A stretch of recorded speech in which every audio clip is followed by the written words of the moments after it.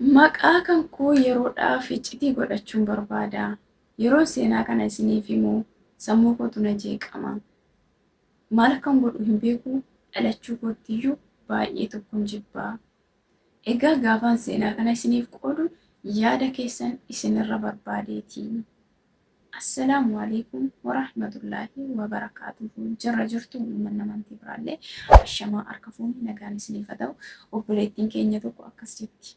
Jalqaba aniif inni waliin beeknu turre viidiyoo adda addaa hojjete miidiyaa kanarra gadhiisa. Viidiyoo isaallee nan hordofa. Viidiyoo isaa gaafa hordofu nan gammada. Viidiyoo isaa hordofu hin uffun ture. Koomentiin barreessaaf nan jajjabeessa. Ituman akkas jedhu maamila isaa adda duree tahaan dhufe. Haasawaa wal jijjiiruu eegalle innis koomentii naaf deebisuu jalqabe. Sana booda lakkoofsa isaa fudhadheetan dawwalee fi waliin haasa'uu jalqabne.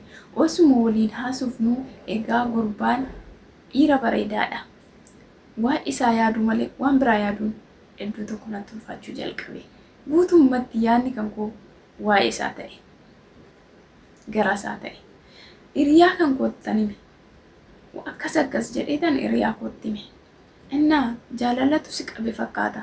Namni ati wajjiniin haasaa jirtu yookaan namni ati qalbii kan keetti rarraaftee jirtu jiraa jettee na gaafatte. Jaalalli salphuma kanatti na qabuu isaatii jedheetan maal akkam ta'aa jiru waan keessa jiru sana isatti hime. Torbee tokko eega qalbii na rarraasee booda tole naan jedhe. Akka wal fuuchuu qabnullee natti hime.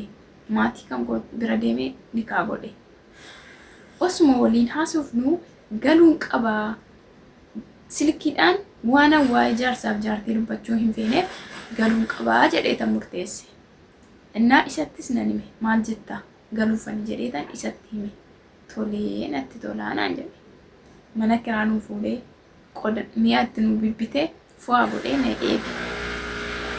Simannaa nama alarraa gara biyyaa galuuf godhamullee akkanaaf taasisaa jiru natti hime. Egaa madaamii kan kottan hime. Maatiin kan koo rakkoo keessan akkan galuu qabu madaamii kan hime. Akkan dirqama galuu qabu akkanaaf hin qabne itti hime. Tole torbee tokko boodaan na eeggadhu naan jedhe. Tole jedheetan anis torbee sana nan xumure. Gara biyya kootii seeneetan biyya kootiirra miila kootiin ejjete. Shanxaa koo qabadheetan gara namni itti nama heedu deeme. Fuullee arge kan maammee fakkaatu. Maammeedha moo miti jedheetan yaadu eegale.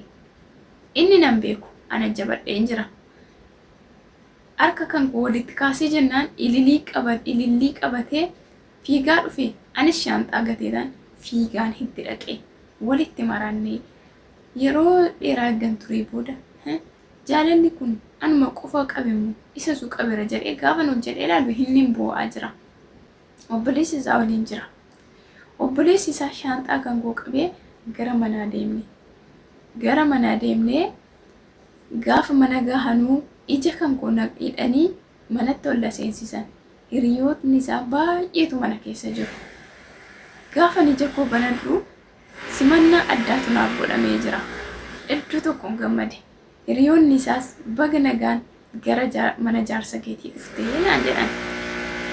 Baga dhufnee jedheetan baay'ee tokkoon gammade. Simannaa akka kanaallee argachuu kootti baay'ee tokkoon gammade. Egaa maammee waliin bullee mi'aa jaarsaaf jaartii walumaan agarre. Egaa innis baga si jaalladhee jedhee gammade.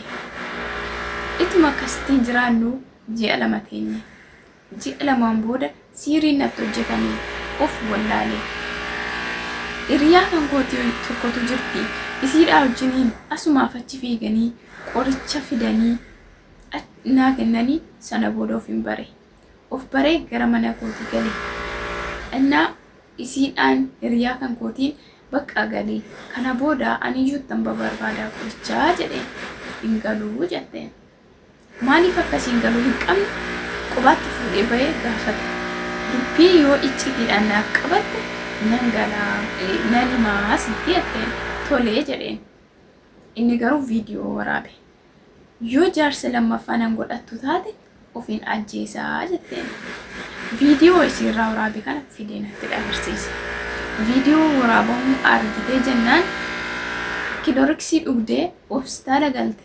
Baay'ee tokko dhukkubsatte. Jaarsa koo dhiisuuf isaaf jechaan kaayyoo koo addaan kutee biyya namaatii gale. Isiinis hiriyaadha kooti baay'ee tokko dhukkubsataa jirti. Ergi of bartee booda dhiifama ani jaarsa kan kee sirkatti qabu barbaadee miti. Jaalalli isarraa na qabeeti malee jaalladheetu hin taane dirqama jaalalli isarraa na qabnaan haadha manaa lammaffaa akka inni na godhatu isarra barbaade malee jettee. Akkati kaayyoo kee dhiiftee isaaf jettee dhuftes nan beeka. Garuu jaalala takkas na godhee jette. Egaa kanarratti maallaan jettu isinii? Yaada keessan isinirra barbaada jettee obboleettiin kan keenya seenaa isii nuuf qooddee. Yaada keessan maal akka isiidhaan jettan koomentii jala kaa'aa.